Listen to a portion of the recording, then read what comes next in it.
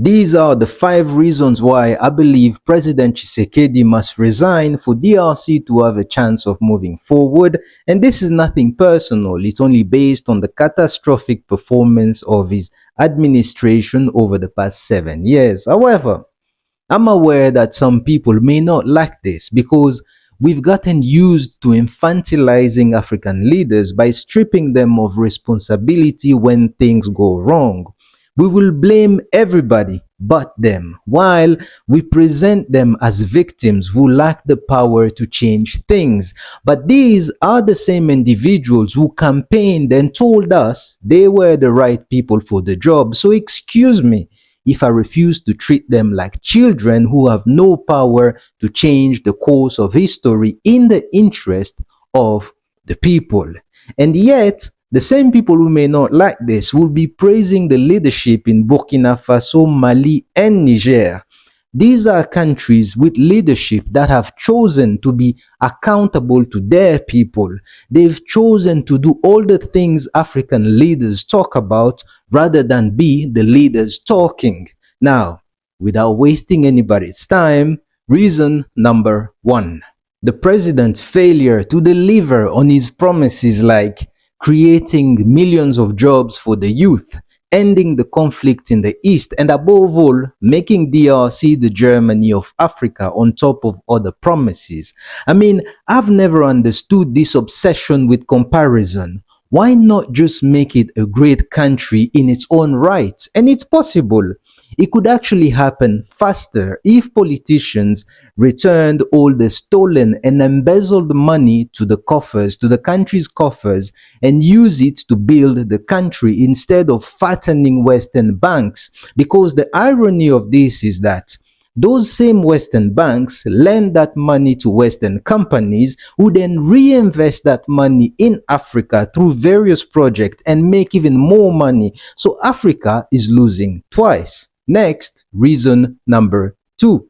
Insecurity in government-controlled territories, especially in the capital city, where physical violence against children, women, and men, including rape, is a serious problem. And the worst part is that some of the perpetrators are allegedly in bed with the police. But this isn't just speculations. You see, the former chief police commissioner of Kinshasa posted a video online explaining the reasons why he chose to resign from his position, choosing to return to civilian life rather than be part of an organization that protects criminals, basically saying the system is rotten to the core. However, his resignation was rejected, and after posting the video, he was arrested because apparently he was in violation of a rule that police officers are not allowed to resign unless they serve at least 5 years in the force.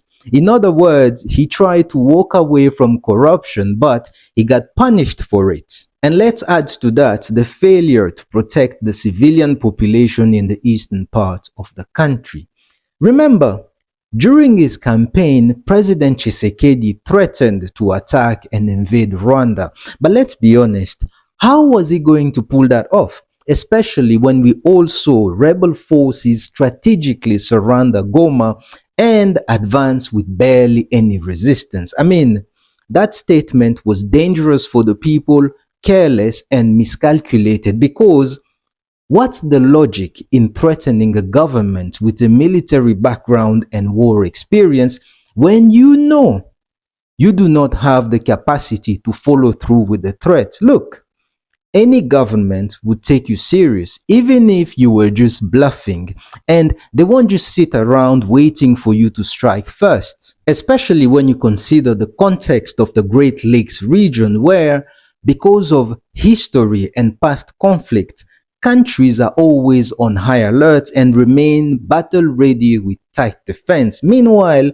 Eastern DRC is a vast landmass that is often neglected and poorly defended. I mean, how do you explain the presence of over 120 armed groups in the region? And maybe that numbers have increased, but every time there is a rebellion, you don't need to look far. So my question is, how many rebellions do you need before you decide to strengthen and tighten the defense in that entire region as a preemptive measure? That's why neighboring countries like Burundi, Rwanda, and Uganda often claim that rebel groups based in eastern DRC are threatening their national security. In fact, Burundi and Uganda have deployed troops in some part of that region of DRC to protect their borders, and this is with the Congolese government approval. Now, before we move to number 3, I have a question, and if you have the answer, please tell us in the comment section. And my Ugandan friends don't like when I bring this up, but we've got to stick the finger in while the cement is still wet, because if we forget, it will turn into a wall. Now, has the Congolese government ever asked Uganda to explain how an entire battalion of military with armed vehicle and equipment crossed the border from their country to take over a town in DRC in a broad daylight? If they have, please tell us in the comment section. I'll be happy to see it. Because remember, Bunagana is a town in DRC that shares border with Uganda, not Rwanda. And I also know that General Muhoozi was in Kinshasa this year. But let's move to number 3. You see, some Congolese people want the rebels to reach Kinshasa and overthrow President Tshisekedi. Meanwhile, others also want the president out, but they don't want the rebels anywhere near power or Kinshasa, claiming they are being backed by Rwanda. So if Tshisekedi resigns now, it puts the ball back into the center of the pitch and gives the country a chance to move forward without him.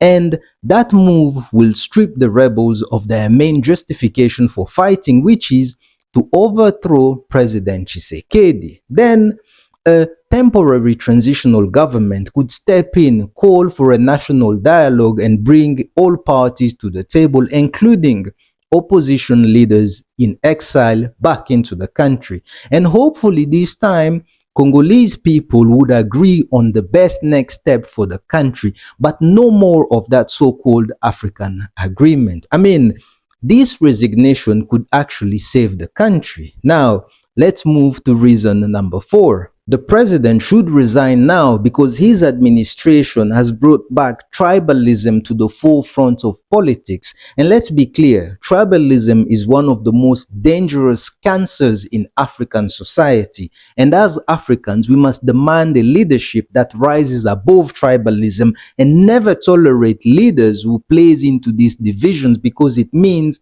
they have nothing better to offer to the people. Now, let's move to number 5. This administration failed every sporting discipline in the country by investing 25 million euros in 3 European clubs just for visibility. Meanwhile, the country's sports sector is on life support from organizational issues, poor infrastructure, lack of proper training facilities and equipment, limited fundings, and the list goes on. Now, the idea itself isn't bad. It's a brilliant one. It has worked for other African countries, but they didn't do it at the expense of their own sports. They prepared the ground before planting the seeds of investment so that the result will trickle down across the entire country. And I believe that money should have been invested into Congolese athletes, infrastructures, building academies to create the next generation of talent. Now, this is just a bonus. Reason number 6. I believe resigning now would actually be a clever move because it would allow President Tshisekedi to enter the country's history books twice.